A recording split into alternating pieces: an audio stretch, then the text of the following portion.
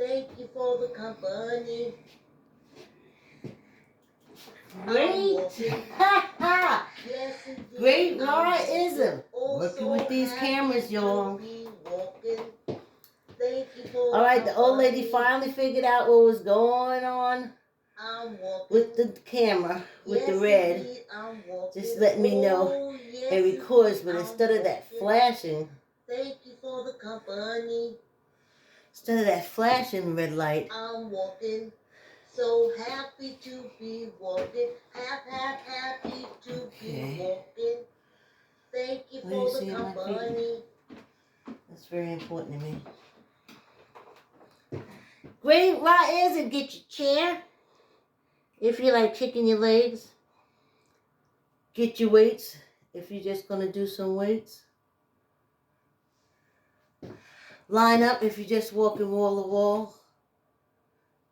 And I'm lining up these cameras. Boy, do I have a story for y'all.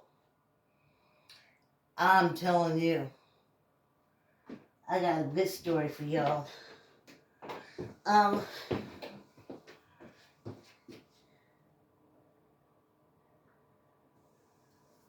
walking. Yes. Yes, indeed. I'm walking. Oh, yeah. Just for me, I'm walking. Look at that. Thank you for the company. It started, y'all. I'm walking. So happy to be walking. Happy to be walking. Thank you for the company. All I keep hearing is beeps. I'm walking. Yes, indeed, I'm walking. Also happy to be walking. YouTubers can see my feet. It's important.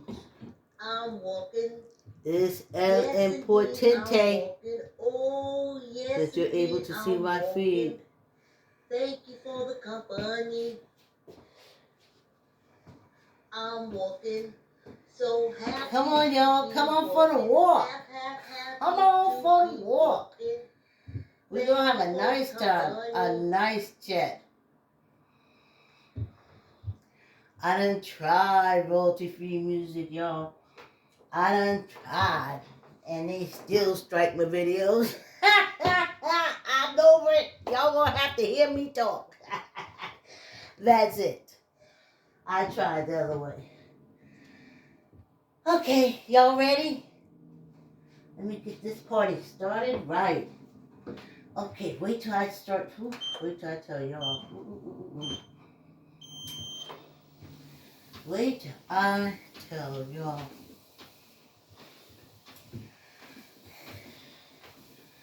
I have an abortion story. Johanna said only keep one hand because that's how you do court. And I told her I can do two hands, but I just gotta get the balance. Y'all remember, I was even walking backwards on Betsy. But anyway, let me get to my abortion story. Please like, comment, share, tell a friend, I realize I just put just your pace. I don't put my conversations or the subject of the conversations under just my pace. I think I'm going to start doing it. Though it made absolutely no difference. The last time I did it, but anyway. I was thinking about it because, see, to me, the abortion rights thing is smoke and mirrors. It's, as much as we like to say we're above the beast and the fire. No, we're not. No. And the fact that this comes up is always cult related.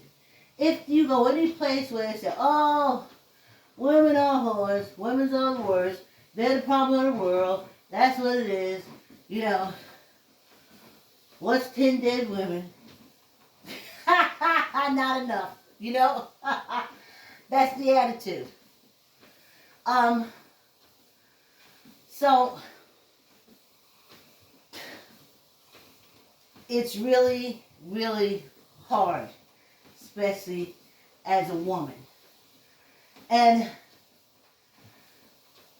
I tell you, I'm putting it all together. I am a woman of African descent, an aged woman in cult society. Everything about me is expendable. And if I'm going to be here in our culture and society, I better be able to make somebody money, like cut me up or medicate me. But it gotta be a way for society to make money off me. Because basically, I'm totally expendable to mankind, especially this cult society. Cults want young, sexy women that the cult leaders can sleep with. Mothers only mean things to cult people while in sexual play. But after there's no sexual play, you have no purpose. I didn't make the rules, I just understand them. Ha ha! So, I'm saying this to say, I came from strong African American women. My mother is from Virginia, Smithfield, and we didn't have it the same way in African American. I allege my grandfather was married. I never seen the marriage certificate. I sure would like to look it up.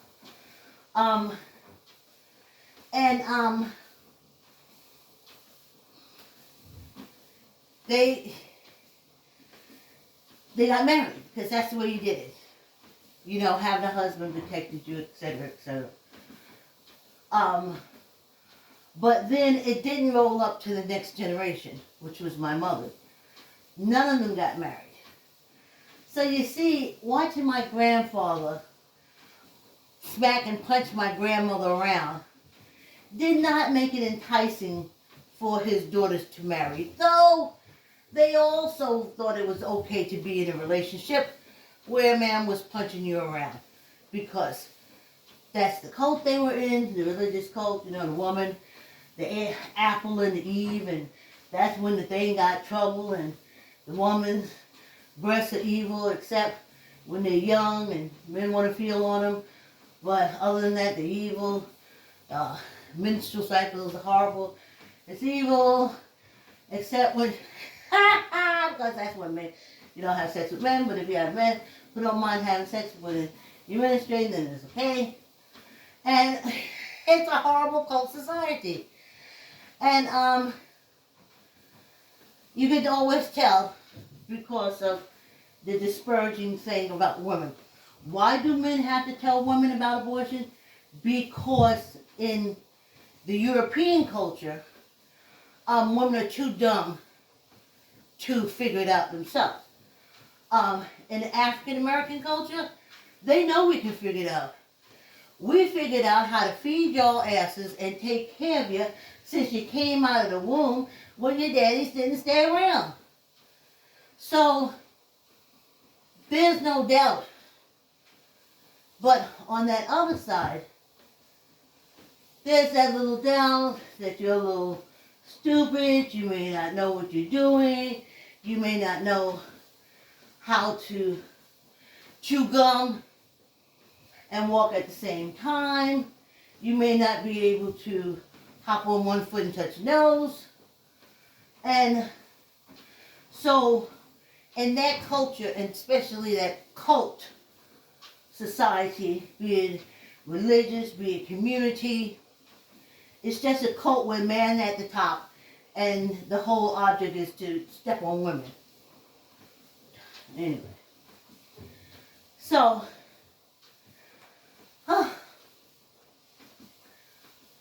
that's why the government and the cults in the government want to regulate you, because their women are still stupid like that. because they make sure men know everything and women know nothing. And I tell you, that hasn't been like that for me. My mother always found a way to pay our bills. Always found a way to feed us. She didn't have a man. She had boyfriends. She didn't have a man. So I knew I was going to starve when I got older. I knew I wasn't going to be homeless. Because my mother showed me what to do, how to keep a home. So I don't know where that you got to make a decision for me. That's not me. That's that other side. That's you European women. That's how y'all felt. We were always working. Always hustling. Always helping pay the bills. Always. I don't understand where this came in that a man got to tell you what you do with your body. Anyway. And back in the slavery days, they told us. But anyway, I want to keep the subject on abortion. So, now, I went to an HBCU college. It wasn't called that back then in '76. Knoxville College in Knoxville, Tennessee. For me, it was an eye-opening experience. On that campus, I saw what is his name? The book is called Our Kind of People. And they talk about the Jack and the Jills and black colleges, the coronations, and all that stuff. Now, I read that much later, but now, just out of high school, I'm at Knoxville College on campus. And I'm telling you, them African American folks was coming on campus in convertibles. Parents were coming in with designers, designing their child's college dorm. Designing their kids' college dorm. It was incredible. Them folks, I mean, there I am. I had to sew.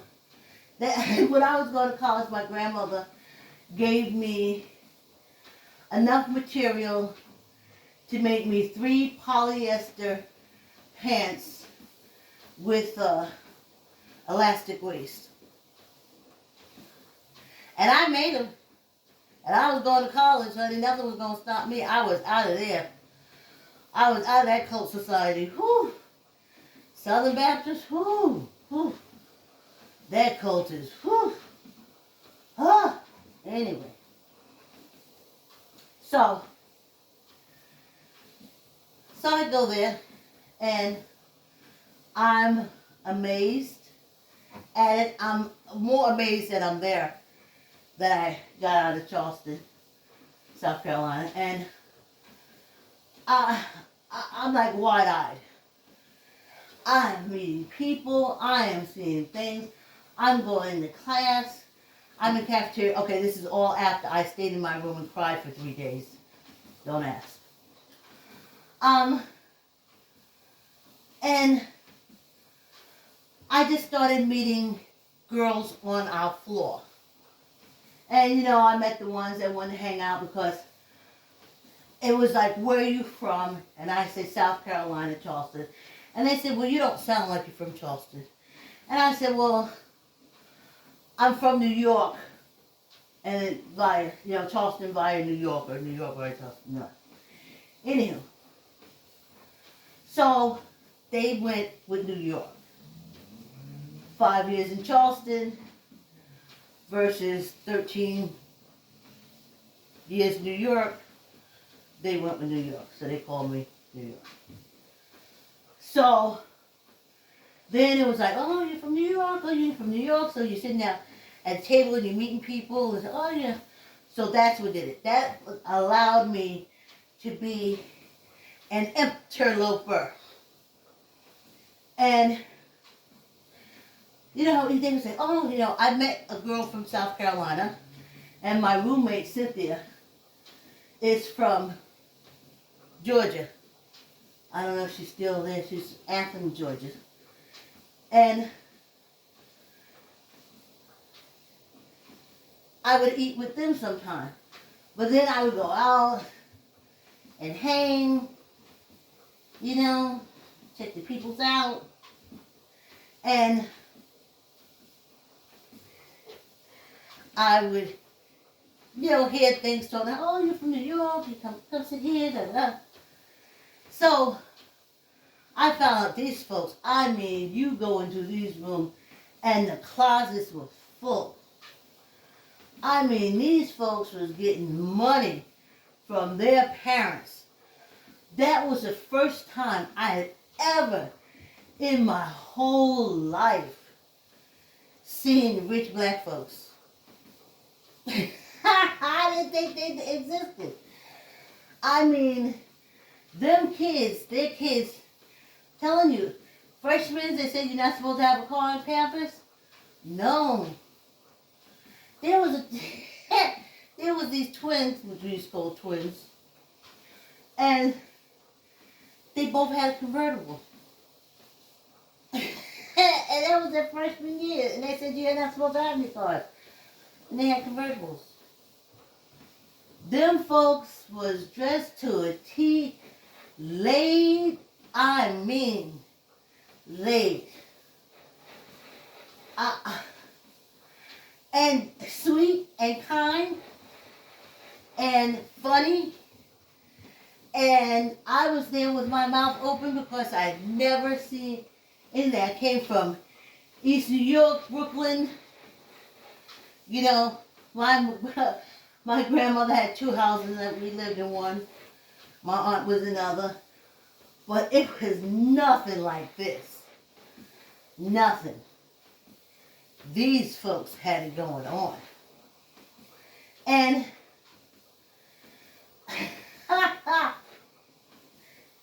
oh, we're coming to our half hour. I'm going to have to speed up the story because this walk is so short. So I'm going to have to speed it up.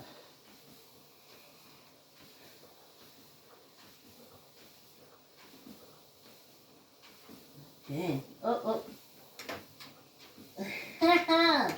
It stopped so fast. Whoo-hoo. Let me get some water in me.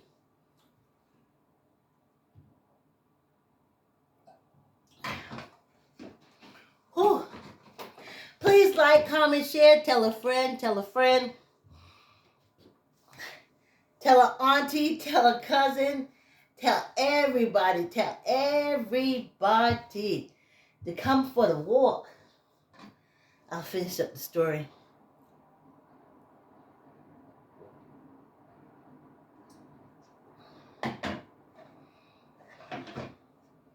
Oh, man. Whew.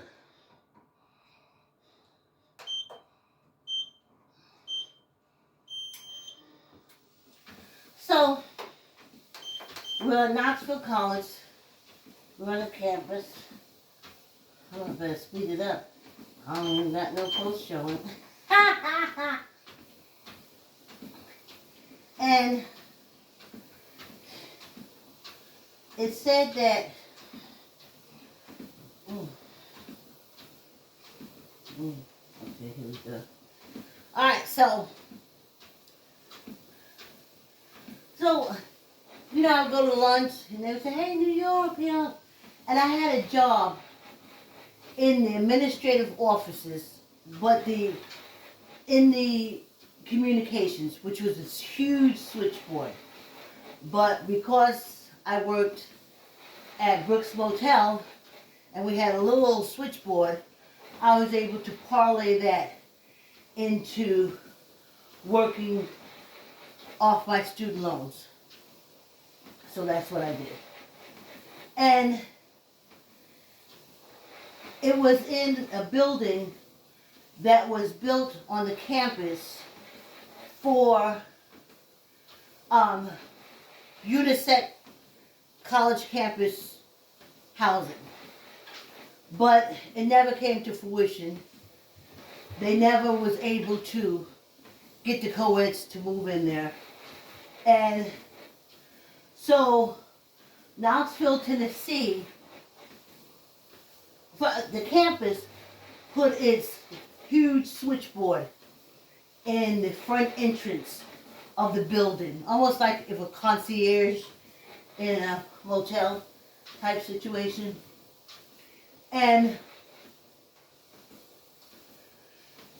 they put us there so we could see people coming in, going, and answer the phones and stuff like that. And then I heard maybe 2 or 3 months into the semester almost over, that they were going to bring in the Department of Social Services of Tennessee, state of Tennessee, was putting in that building the Department of Social Services. So they took like where the back rooms would be for dorms or apartments. The state took that over and made it the Department of Social Services. So you used to have this long line on campus from the building where the switchboard was where I worked, all the way up the hill. And what made it so interesting to me is, I remember when I first walked into work and I walked past this line of nothing but white people on the Knoxville College campus. And I got inside and I asked my supervisor, well, what's going on? She said, you didn't know they opened the Department of Social Service in the building. The college was able to get some state help. And I remember sitting down and I saw so many white people. Now, I came from New York, and we used to always been told that, and that's all I saw, was African Americans and Hispanics. You know, we had that free food thing that we used to have to go and line up to get stuff like that. But it was all African American and Hispanic. So, and that's what I was always told. That we're the ones, you know, on social services. We're the ones, you know. So, when I saw that, I was like, what? I couldn't believe it. I was like, where are all these white people? Why are these white people in line for welfare? It blew my mind.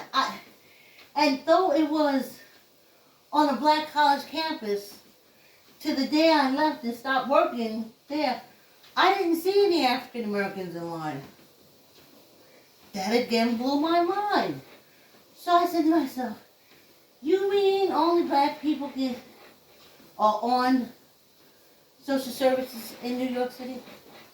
Anyway, so we realized that the social service department is there. And I go every day. So now I'm hanging out. I can't remember my girlfriend I used to hang out with, but we were all over the place. Meeting boyfriends, catching rides, the whole thing. Thank goodness we're alive today. When I look at some of those serial killer stuff, whew, I tell you. I think doing that candy strike work in the Veterans Hospital put a cloak of security around me, because it was wild.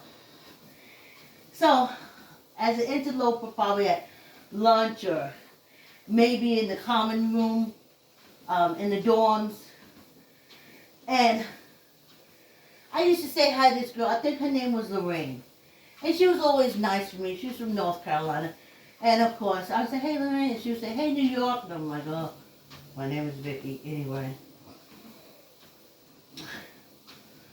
I knew her and her boyfriend because all the chatter was how he used to beat her up. But she was used to it. So one day I walk by and I see her and she's not looking too good. Like she was crying and stuff. And I remember saying, Lorraine, what's going on with you? Are you alright? And she was just crying. Her girlfriends came around her. And of course I stayed there. I'm an interloper.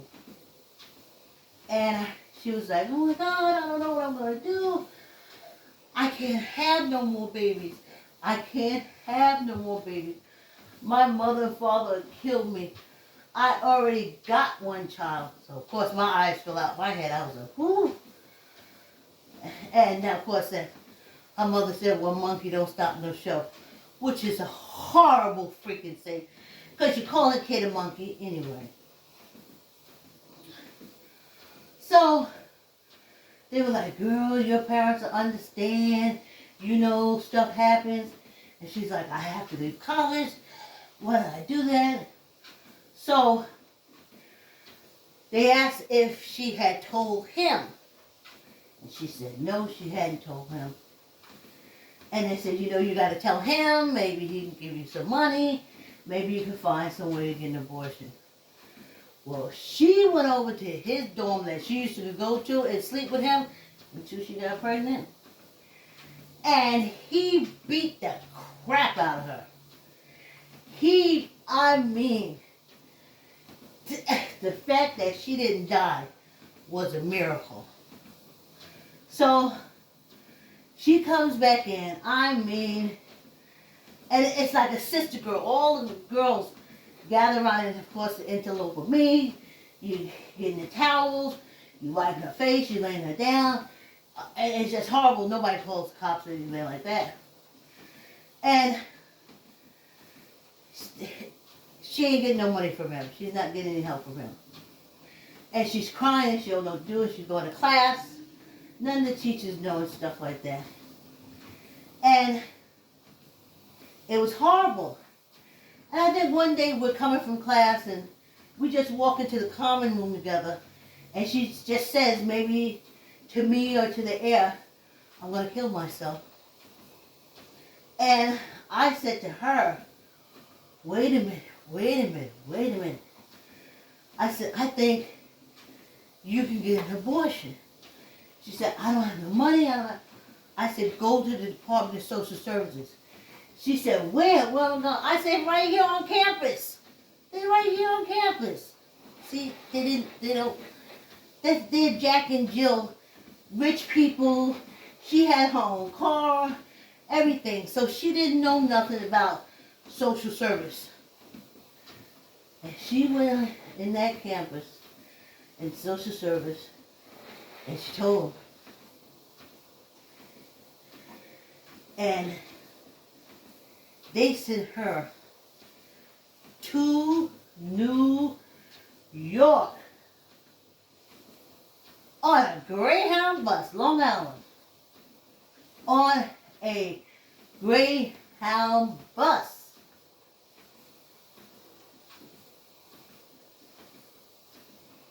She got there that morning. They did the abortion. She spent the night. They put her butt on that bus from Long Island to Tennessee, Knoxville. And I know coming from New York that it damn near felt like a 24-hour bus ride. And when she came back on campus, I don't know, she appeared there. How you doing? I remember her thanking me for helping her and the advice. But of course, she got herself together and her life went on. And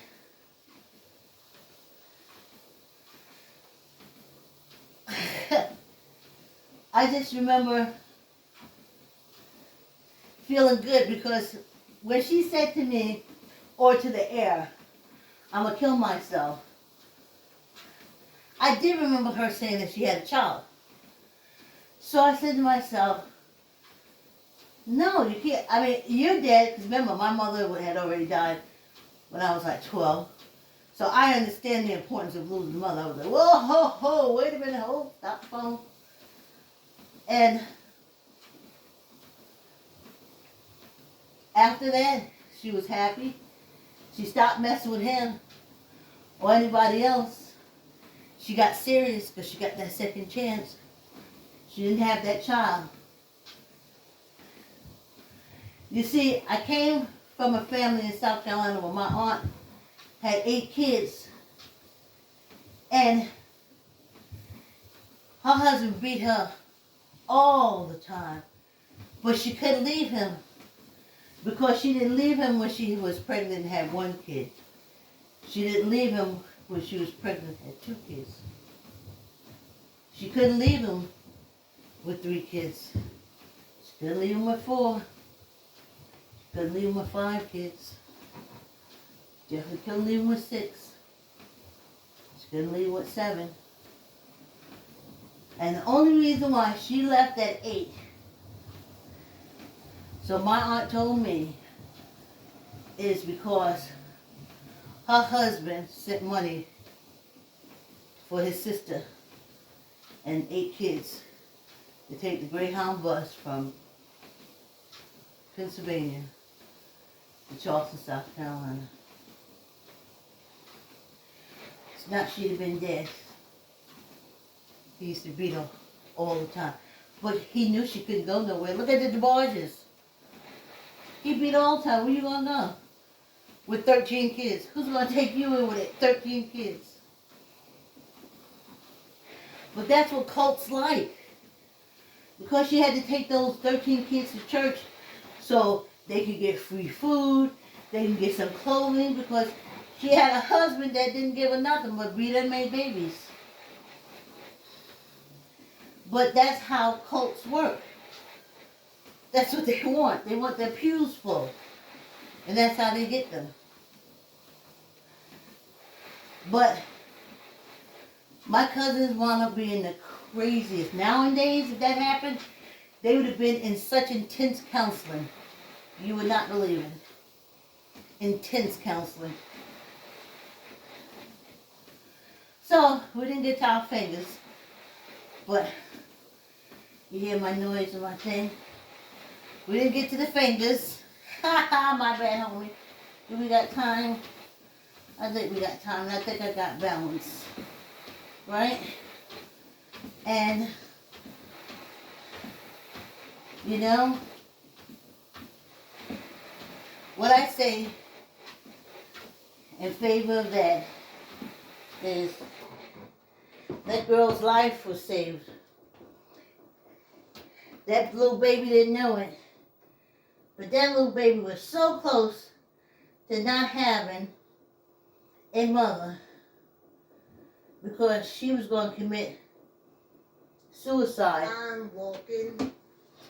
Yes, indeed. I'm walking. Oh, yeah. She was going to commit Yes, suicide. indeed, I'm walking. Thank you for the company. If she had to keep that baby. I'm walking. So happy to be walking. Happy to be walking. This human Thank experience you for the company. is something else. Please like, comment, share, hit the thumbs up, tell a friend, tell a friend. I'm walking. Thanks for coming on the walk. Happy to be walking. Thank you for the company. I'm walking. Yes, y'all. Yes, indeed, I'm walking. Oh, Thank you for yes, the company. indeed, I'm walking. Thank you for the company. Oh, I don't even know where to put that. I'm walking. Yes. So happy to be walking. I'm happy to be walking. Happy to be Let's see walking. if I can get Thank you for the both company. cameras facing this way. Hey, thanks for coming on the walk, y'all. Thanks for coming on the walk. See, I don't have the dogs, but at 30 minutes, you guys can click off. Please like, comment, share, tell a friend. And that's my conversation. I have a couple more conversations tomorrow on the topic of abortions. So anyway, please like, comment, share, hit the thumbs up, subscribe. I'll see you tomorrow. Have a wonderful day. Love you.